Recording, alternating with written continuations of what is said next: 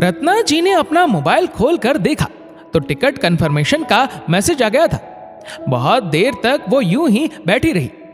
वह सोच रही थी कि नीरज को मना क्यों नहीं कर पाई। रत्ना जी का बेटा नीरज मुंबई शहर में अपनी पत्नी काव्या के साथ रहता था और रत्ना जी रामपुर में अपने पुश्तैनी मकान में ही रहती थी। शहर की आबो हवा में जाने से वो हमेशा ही घबराती, क्योंकि शहरी जीवन के बहुत से किस्से उन्होंने अपनी सहेलियों और रिश्तेदारों से सुने थे। पड़ोस में रहने वाली कामिनी दीदी भी लगभग 1 साल पहले अपने बेटे बहू के पास बड़े चाव से शहर गई थी, लेकिन 2 महीने बाद ही रोते हुए वापस अपने गांव आ गई थी। कहीं कामिनी दीदी और सरला की बात सच हो गई तो? पता नहीं आजकल के बच्चों के दिमाग में क्या चलता रहता है। इतने सालों तक उन्हें पालो पोसो, पढ़ाओ लिखाओ, और जब माता पिता से उनकी जरूरतें पूरी हो जाती है फिर वह उनके प्रति अपने फर्ज तक भूल जाते हैं। कहीं नीरज और बहू के पास जाकर मेरी हालत भी कामिनी दीदी जैसी ना हो जाए। बुलाया तो था इतनी मिन्नतें करके और बाद में घर की आया बनाकर छोड़ दिया, लेकिन नीरज ने कितनी बार बुला लिया है। हर बार कोई न कोई बहाना बनाती आ रही हूं। इस बार तो बहू की डिलीवरी भी है, अब क्या बहाना बनाऊंगी। ये भी तो सच है कि इस समय किसी बड़े का होना भी जरूरी है। आखिर मेरा ही तो वंश आगे बढ़ा रही है बहू। जब से नीरज की शादी हुई है इसी दिन का तो इंतजार कर रही थी मैं। अब वक्त आया है तो पीछे कैसे हट सकती हूँ।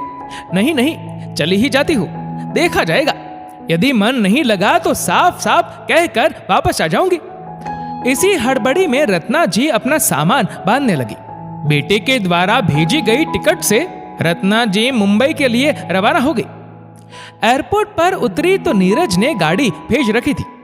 उनके मन में एक बात खटक रही थी कि बेटा खुद लेने क्यों नहीं आया। घर पहुंची तो बहू काव्या और बेटा नीरज दोनों ने आगे बढ़कर आरती के थाल से उनका स्वागत किया। उनका प्यार देखकर रत्ना जी के मन में बेटे और बहू के प्रति छुपा हुआ स्नेह आंखों में उतर आया और प्रेम से दोनों को गले लगा लिया। नीरज बोला, माँ अब आप ही संभालो अपनी इस अल्हड़ बहू को। मेरी बात तो ये सुनती नहीं, अपनी थोड़ी सी अक्ल इसे भी दे दो। काव्या ने झूठ मूठ का रूठते हुए कहा, हाँ तो माँ का तो काम ही होता है अपने बच्चों को सिखाना। मैं भी सीख लूंगी, है ना मम्मी जी। काव्या का 7वां महीना चल रहा था। रत्ना जी ने उसकी गोद भराई की रस्म के लिए कहा तो वो बहुत खुश हो गई। रविवार के दिन छोटा सा फंक्शन रखा गया जिसमें उन्होंने अपने दोस्तों और पड़ोसियों को आमंत्रित किया। रत्ना जी ने काव्या के हाथों में मेहंदी लगवाई और खुद उसे दुल्हन की तरह तैयार किया। काव्या ने भावुक होते हुए कहा, मम्मी जी शादी के बाद आज पहली बार मुझे इतनी खुशी हो रही है। यदि आप नहीं आती तो ये सब कौन करता। मुझे तो ये भी नहीं पता कि इस समय क्या करना चाहिए और क्या नहीं। घर के कामों के लिए नीरज ने मेड लगा रखी थी, खाना काव्या बना लेती थी, रत्ना जी बस बताती रहती थी। खाली वक्त में रत्ना जी होने वाले बच्चे के लिए स्वेटर बुनती रहती। धीरे धीरे काव्या की डिलीवरी का समय आ गया। काव्या बहुत घबराई हुई थी। रत्ना जी उसे हिम्मत दे रही थी। जब रत्ना को लेबर रूम में ले जाया गया तो नीरज और रत्ना जी बेचैनी से बाहर चक्कर काट रहे थे। थोड़ी देर में नर्स ने बेटा होने की खबर सुनाई तो रत्ना जी ने खुश होकर 500 रुपए उसे दे दिए। रत्ना जी ने पोते और बहू का दिल खोलकर स्वागत किया। काव्या के खाने पीने का वो बहुत ध्यान रखती थी। बच्चे को नहलाने और मालिश वगैरह में उनका दिन कब निकल जाता पता ही नहीं चलता। काव्या और नीरज बोलते रहते, माँ इन सब कामों के लिए मेड है, आप बस बता दिया करो। लेकिन रत्ना जी को अपने हाथों से ये सब करने में ही संतुष्टि होती थी।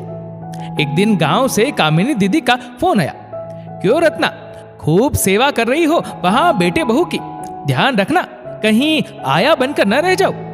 रत्ना जी ने मुस्कुराते हुए कहा, नहीं दीदी, इस सेवा का भी अलग ही आनंद है। इन कुछ दिनों की सेवा के बदले हमें जीवन भर बच्चों का प्यार और सम्मान मिलता है। शायद इसीलिए कहते हैं कि मूल से ज्यादा ब्याज प्यारा होता है। यदि यहाँ नहीं आती तो शायद मैं भी इस सुख से वंचित रह जाती।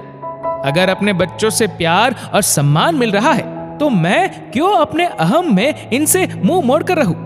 दोस्तों, सच ही तो है, जब बच्चे प्यार और सम्मान दे रहे हो तो माता पिता क्यों अपने अहम में उनसे मुंह मोड़कर रहे। सभी बच्चे एक समान नहीं होते, उनकी अपनी मजबूरी भी हो सकती है। आज के जमाने के हिसाब से जीना है तो थोड़ा बदलाव करने में कोई बुराई नहीं। थोड़ा विश्वास तो अपनी परवरिश पर भी रखना जरूरी है। दोस्तों, इस वीडियो को लेकर आपकी क्या राय है, नीचे कमेंट करके जरूर बताएगा। और अगर आपको वीडियो अच्छा लगा हो तो इस वीडियो को लाइक करेगा, शेयर करेगा ज्यादा से ज्यादा लोगों तक। और ऐसे ही और भी इंस्पिरेशनल वीडियोस के लिए सब्सक्राइब करें हमारे यूट्यूब चैनल को और फेसबुक पर फॉलो करें हमारे पेज को। धन्यवाद।